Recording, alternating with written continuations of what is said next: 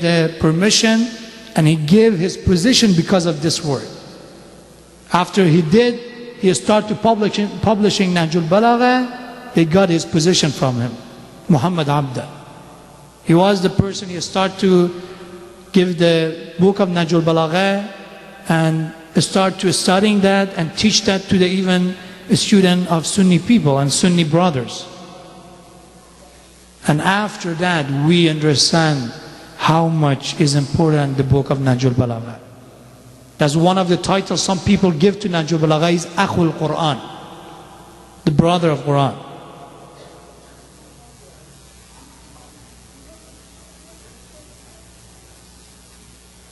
Inshallah, in our discussion in a few weeks, inshallah, we try to talk about understanding of Nahjul Balaqa. We try to choose some part of Nahjul Balaqa because, of course, it's really great book. It has a lot of point to mention and to talk about it, but we have a short time. Inshallah, we try to choose some part. I think this is the part on that letters and that hikam is good to talk about it. And inshallah, we have this discussion this week's.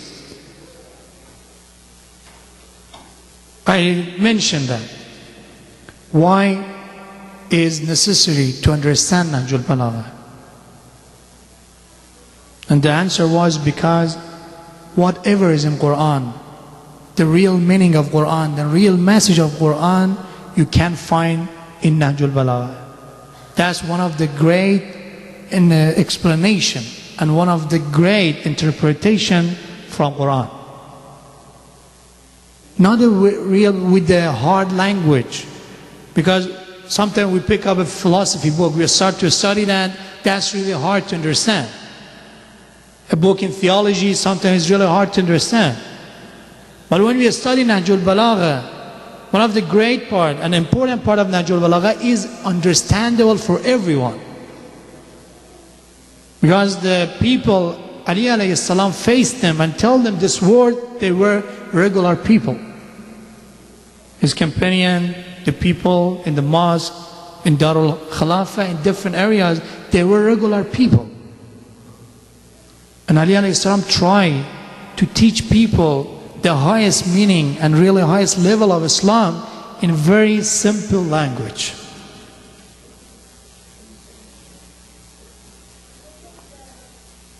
One of my brothers gave me this idea to talk about Tawheed, monotheism. Talking about monotheism is good. Of course, but it's really hard to talk about monotheism, especially about theoretical monotheism. Inshallah, we try to mix Nahjul Balaqa and monotheism from Quran and Nahjul Balaqa and to talk about it in a, inshallah, next program we have, inshallah, to mention one of the base and fundamental of Islam. Monotheism, Judgment Day, and prophecy. Inshallah, we try to talk about that. We are starting another Masjed. Inshallah, we try to start from the basis and fundamental in Islam. Because our belief is based on this very important fundamental. I mentioned that in last week. If our base and our roots and our fundamental, they're not enough strict and they're not enough knowledgeable for us, they're not convincing us, we have problem with other part of our religion. For example, if we believe in monotheism, to worship just one God, but we cannot convince ourselves, we have a problem in fundamentals, we can perform a real furu'. We cannot perform a real wajibat and obligation in Islam. Because we should start from fundamental. Islamic scholars divide monotheism to two parts. They said we have two different kind of explanation about monotheism, Tawheed. One session and one part of monotheism is theoretical monotheism. Means Tawheed al-Nadhari. And that's, inshallah, we try to teach that in Hawza class. And the same my brother announced that we inshallah we try to have a Hawza class here. That will be the part of our goal and purpose for that class. We try to teach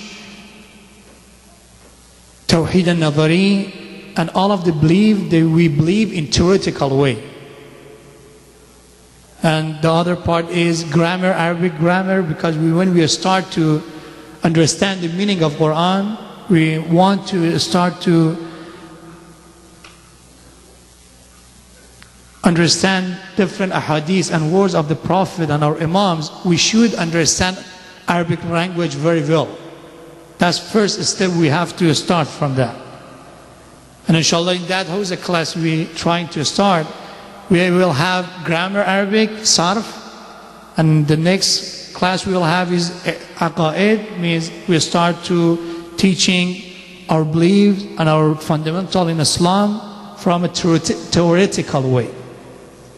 That's, for example, different reason why we believe, the reason the Western scholar they mention that proves to prove the existence of God, and the Eastern Muslim scholar, they have their own reason to prove the existence of God. That's the part inshallah we're trying to start in Hawza class. And we cannot start here because that's really hard discussion to start here. But the second session of Tawheed, the scholar they said it has two different kind of explanation of Tawheed and monotheism is practical monotheism, Tawheed amali. And that's one of the great examples we can use of the greatness of Nahjul Balaqa. When you want to understand what is the real meaning of practical monotheism, what is the real meaning of Tawheed amali, the best source you can find for this is Nahjul Balaqa. Especially the speech and khutab of Amir al-Mu'mineen. That's really short speech. Maybe it's 1 page, 2 page. But when you really diverse and start to discover what is the meaning of these short sentences, you reach to really high meaning in philosophy and theology. And that's the reason a lot of teachers of the university, especially in Arab countries, they choose Nahjul Balaqa as a textbook to teach people what is the meaning of balaghat, what is the meaning of fasahat, the real way and a perfect way to talk Arabic. They choose Nahjul Balaqa as a textbook. In short words, in really short sentences, Ali alayhi salam teaches a really high, complicated philosophical theory. And we forgot about Nahjul Balaqa. We don't know that much. We should know about Nahjul Balaqa. Inshallah, we try to explain one of the hikmat, one of the advice of Amir al-Mu'mineen. A really short advice of Amir al-Mu'mineen. In that Nahjul Balaqa I have is hikmat number 289. Maybe in different publishing is different. In this really short hikmat and advice of Amir al-Mu'mineen, Ali alayhi salam start his word with this word, Kana li fima madha akhun fillah. The entire this hikmat and advice of Ali alayhi salam maybe is not half a page. But we have some scholars, they write 300, 400 page a book about this short advice of Amir al-Mu'mineen. We're not talking about khutbah. We're not talking about the speech of Amir al-Mu'mineen. We're talking about the smart sentences, we're talking about small and short sentences of Amir al-Mu'mineen. And that's what inshallah we're trying to talk about it.